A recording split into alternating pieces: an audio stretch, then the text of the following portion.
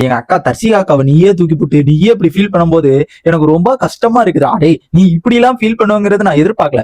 Plan பண்ணி தூக்கிட்ட, எப்படியோ நினைச்சு நீ பிளான் பண்ணி தூக்கிட்ட. ஆனா இப்படிலாம் நம்ம போய் ப்ரொஜெக்ட் பண்ணோம்னா அப்பதான் நம்ம மக்கள் மத்தியில வந்துட்டு கொஞ்சமாச்சு நம்மளுக்கு வந்துட்டு ஒரு பாசிட்டிவ் வந்துட்டு கிடைக்கும், நம்மளுக்கு கொஞ்சம் ஓட்டுகள் கிடைக்கும். ஐயோ என்னால விஜய் விசாலால வந்துட்டு போகலையோ தர்ஷிகா அப்படிங்கிற ஒரு நினைப்பு வருமோ அப்படிங்கிற அளவுக்கு வந்துட்டு நீ திங்க் பண்ணுவ. ஓகேயா, மக்கள் மத்தியில வந்து திங்க் பண்ணுவாங்கன்னு இவன் திங்க் பண்ணிட்டு இருக்கான். என்னடா உன் லூட்டி அடிச்சதெல்லாம் எங்களுக்கு எல்லாம் தெரியும், நீ தெரிஞ்சு நீ இப்படி பண்ணிட்டு இருக்க பாத்தியா.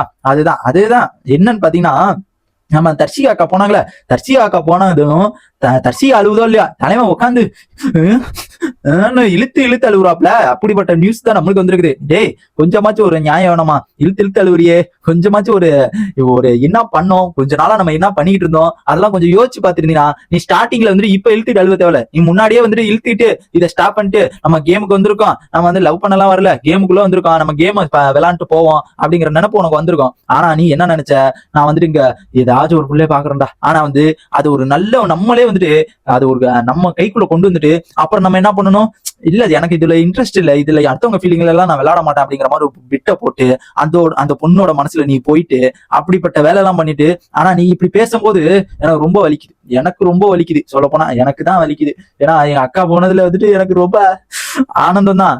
இருந்தாலும் நீ பண்றத பார்க்கும்போது ரொம்ப ரொம்ப கேவலமா இருக்குதுடா. டேய் கேவலமா இருக்குது. நம்ம விஜய் விசாலும் டப்பா அருண் அடிக்கிற லூட்டி இருக்கு பாருங்க, டப்புக்கு டப்பான்னு அடிச்சுட்டு இருக்கானுங்க, டப்புக்கு டப்பான்னு போட்டுக்கிட்டு இருக்கானுங்க, டப்புக்கு டப்பான்.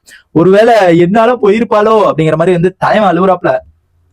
தலைவன் வந்துட்டு ஐயோ எங்க அக்கா என் ஆளு தரிசிக்கா போயிட்டா, நான் அடுத்த வாரம் போறேன், இனிமே என்னால இங்க இருக்க முடியாது அப்படிங்கிற அளவுக்கு வந்துட்டு தலைவன் வந்துட்டு ஒருவேளை என்னால பெயிருப்பானோ அப்படிங்கிற மாதிரி வந்துட்டு என்னால பெயிருப்பாளோ இன்னார வீட்டுக்கு பெயிருப்பாளோன்ட்டு தலைவன் வந்துட்டு உட்காந்து அழுதுட்டு இருக்காப்ல. தலைவன் ஐயோ அந்த ஒரு ஆனந்த கண்ணீரை பார்க்கும்போது ஒருத்தனை அவுட் ஆக்கி விட்டு அந்த ஒரு கண்ணீரை பார்க்கும்போது எவ்வளவு இருக்கு, எப்படிலாம் பண்ற பாரு. ஆனா நடிப்புக்காரன்டா நீ, விஜய் விஷால் நடிப்புக்காரன், என்டர்டைன் மட்டும் இல்ல நடிப்புக்காரன். ஆனா நீ சொன்ன பத்தி அந்த ஒரு 3 ப்ரோமோல பார்த்தேன் நானு. என்னன்னு பாத்தீங்கன்னா சொன்னா பாருங்க, எனக்கு இனிமே எண்டே கிடையாது, இனிமே ஸ்டார்டிங்ல இருந்து எண்டு வரைக்கும் நாங்க அப்படியே சிரிச்சுக்கிட்டே எல்லாம் இருக்க மாட்டேன், இனிமே ஃபயரா இருக்கும் அப்படின்னு சொன்னேன். எங்க அக்காவை எப்படியே அமுச்சு விட்டு நீ ஃபயரா கேம் விளையாடு, நீ நல்லாடுறா அப்படிங்கிற மாதிரி தான் இருக்குது. அப்புறம் பாத்தீங்கன்னா அவன் டபுக்கு டப்பா அருன்னு சொல்றாரு, அவ கேம்ல எதுவுமே பண்ணல மச்சான், அதனாலதான் மச்சான் அவன் வெளியில போயிட்டா. நீ எதுக்கு மச்சான் ஃபீல் பண்ணிட்டு உட்காந்துருக்க, அவ வந்துட்டு இதெல்லாம் ஒரு ரீசனே இல்ல மச்சான், அவ கேம்ல விளையாடவே இல்ல மச்சான், உன் கூடயே தான் மச்சான் இருந்தா, உன் கூட இருந்தனாலதான் மச்சான் அவ விளையாடல அப்படிங்கிற மாதிரி வந்துட்டு டப்புக்கு டப்பா அருண் வந்துட்டு அவ கேம்ல எதுவுமே பண்ணலையே மச்சான் அப்படிங்கிற மாதிரி வந்துட்டு சொல்லிட்டு இருக்காங்க.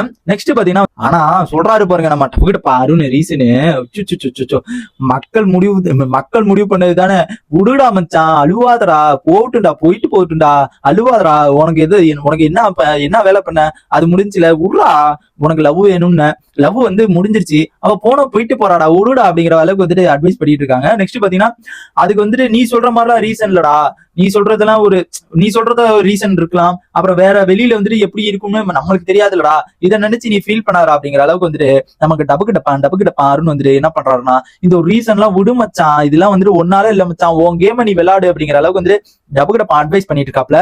நேத்து என்னன்னு பாத்தீங்கன்னா வந்துட்டு நம்ம டப்புக்கு டப்பான மீறி வந்துட்டு டப்புக்கு டப்பானுக்கே நம்ம விஜய் விஷால் வந்து அட்வைஸ் பண்ணிட்டு இருந்தாப்ல. இப்ப பாத்தீங்கன்னா தலைவன் வந்துட்டு இப்ப அட்வைஸ் பண்ணிட்டு இருக்காப்ல.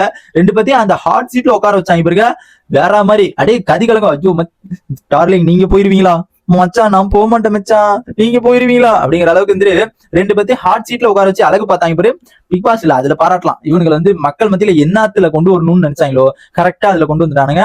அண்ட் தர்ஷிகா வெளியில போனதை பத்தி உங்க ஒப்பீனியனை மறக்காம கமெண்ட் பாக்ஸ்ல கமெண்ட் பண்ணுங்க மக்களே, எனக்கு ரொம்ப ஹாப்பியா இருக்கு மக்களே.